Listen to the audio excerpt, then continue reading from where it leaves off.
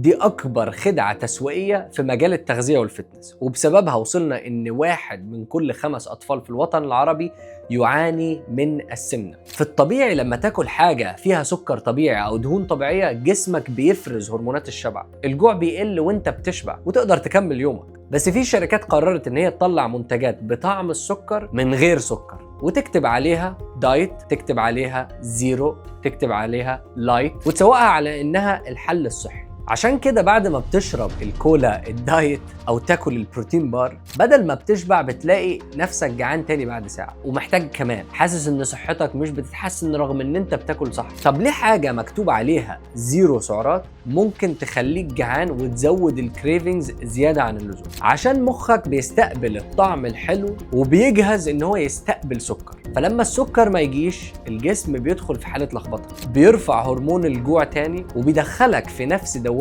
الإدمان اللي بيعملها السكر الحقيقي بالظبط، نفس الباثوي في المخ ونفس الكريفنجز. وفي دراسات بتقول ان المحليات الصناعيه بتغير بكتيريا المعده وبتزود رغبتك في السكر الحقيقي مع الوقت. وفي فيلم وثائقي اسمه سوبر سايز مي عملنا عنه ريل، ممكن تروح تتفرج عليه، ولكن شخص اكل سريع لمده 30 يوم بس، وبعدها احتاج 14 شهر عشان يرجع جسمه لطبيعته. شهر واحد كلفه اكتر من 1.5 سنة علاج. فالندم دايما بيجي من اللي اعتمد على المنتج الصحي المعلب. فلو شركه بتلف منتج بزيرو بلايت او دايت، اعرف انها بتبيع لك الاحساس مش الصحه. خليك دايما فاكر ان جسمك مش هيفرق بين السكر الحقيقي والسكر المزيف لما يرسل الاشاره، بس كبدك، انسولينك، ووزنك، وبكتيريا معدتك هيفرقوا، والفاتوره بتيجي بعد سنين.